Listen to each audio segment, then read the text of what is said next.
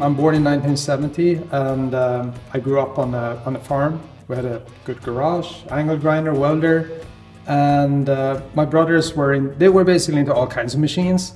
But one of my brothers and his friends, they were into motorcycles, choppers, hot rods, and V8s and V-twins all around at that time.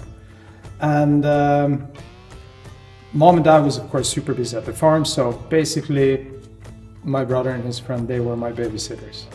And he also played in a rock band, so there was a lot of music. I basically hung out at every band practice, and it was Zeppelin and Sabbath covers all the time. And it wasn't like they were reading any fairy tale stories to me. They were more like translating Black Sabbath songbooks.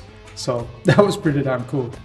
Of course, they saw that I really like motorcycles, and they said, well, if you want to be into bikes, there's only one kind, it's choppers. So I was like, okay, choppers. And I was checking out their magazines, Easy Riders, Iron Horse, and whatever they had laying around. And okay, so I basically, like, everything that I had with wheels, I tried to build up like a chopper, starting with bicycles. And already by that time, both, my dad was super fed up with me because I wanted him to weld everything. So he actually taught me how to weld. I was, I don't know, like 6 or 7, super welds. But at least I could get 2 metal parts together. And I started extending the forks on the bicycles.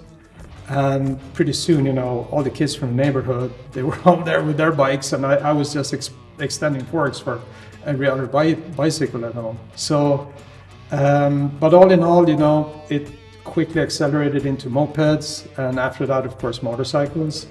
And yeah, that was basically it.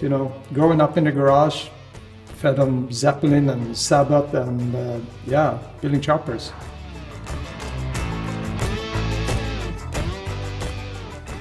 So it's really interesting when you talk to people in the motorcycle scene, because everyone seems to have their own Indian motorcycle story.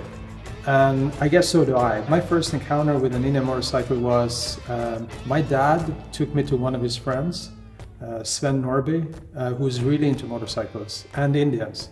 He had I think it was like a 47 or 48 Indian Chief with a sidecar. And of course, that classic deep Indian red. And the bike just blew me away. I remember when, we stopped and the bike was sitting outside with a sidecar, and it just floored me. It was something else, like super, super special. As I grew up and really got into motorcycles and started building bikes, I actually became very good friends with Sven. Me and my friends, we used to visit him. We were riding our choppers, but he thought that was super cool, even though he was more into the stock bikes. But he could totally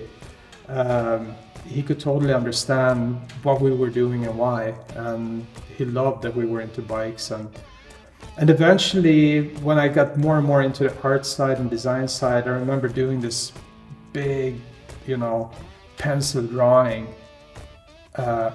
of the engine of his Indian Chief. I just put a lot of time into it.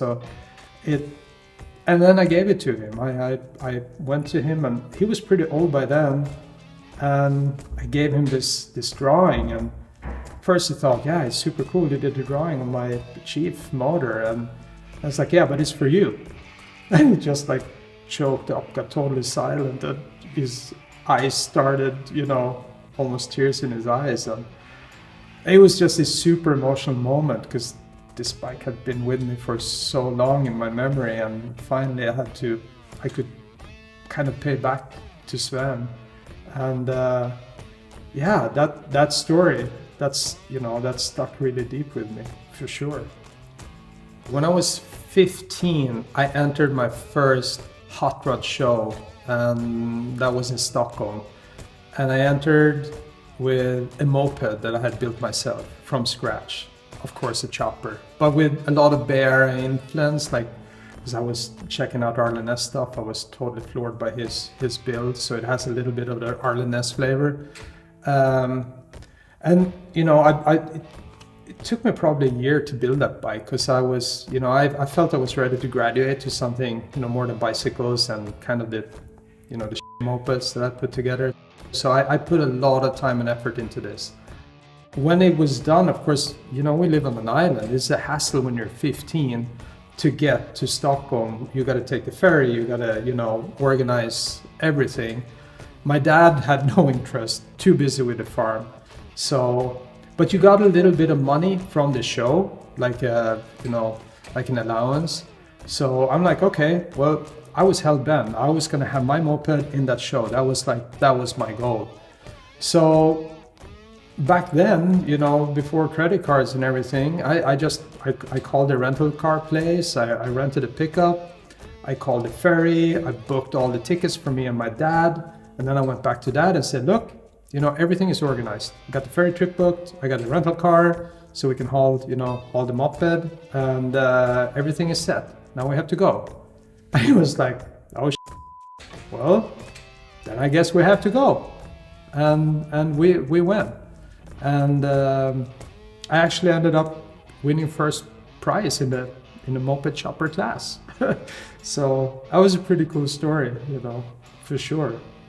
And also just, winning that prize, and it was the hot rod show in Stockholm. We met like all these builders that I've only read about, Now you're just 15, but totally starstruck, and to be part of that whole scene and then walk home with that first prize, it was just like pouring fuel on the fire, right? That was it, this is what I'm gonna do the rest of my life. And that little moped chopper is actually the only one I never sold. I still got it, still sitting at home in my shop. I kept it all these years. The only bike I never sold. Being so deeply fascinated with anything, the whole American motor culture, of course, what I really wanted to do as soon as I could was just go to the States, right? And by the time I was 20, me and a friend had saved up enough money so we could get on a really flight to New York.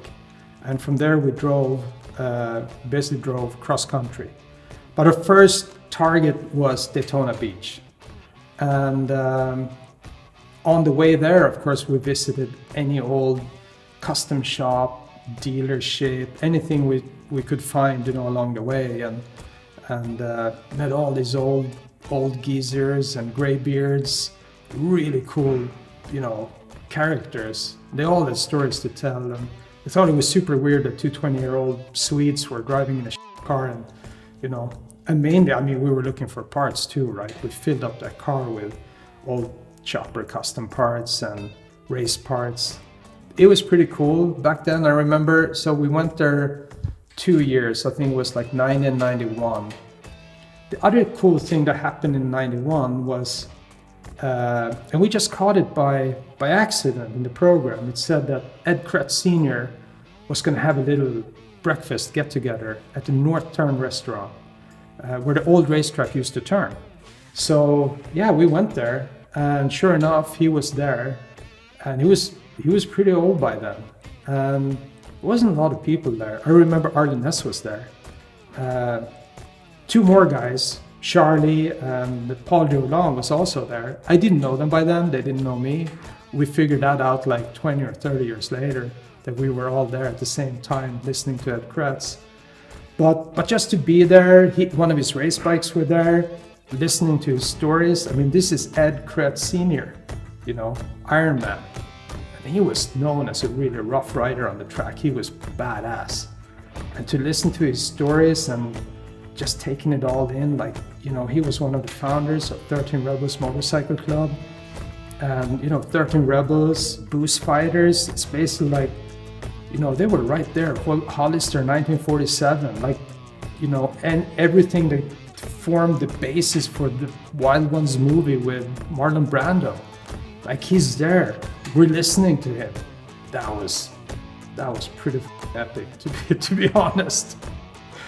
Indians were still rare, especially anything customized, bobbed or chopped. But once in a while, there were race bobbers, of course, because Daytona Beach is a lot of racing, right? Old flat track and stuff. But once in a while, there was like a old barn find chopped chief that rolled through the street, and it would everyone would just stop in their tracks, and it's like, whoa, super badass chopper just rolling through. And of course there was a lot of original bikes, and they were absolutely beautiful and streamlined and perfectly restored. But what grabbed a hold of me, what really intrigued me, was the choppers and the bobbers. And yeah, that's what intrigued me. I've dreamt 20 years of this motorcycle.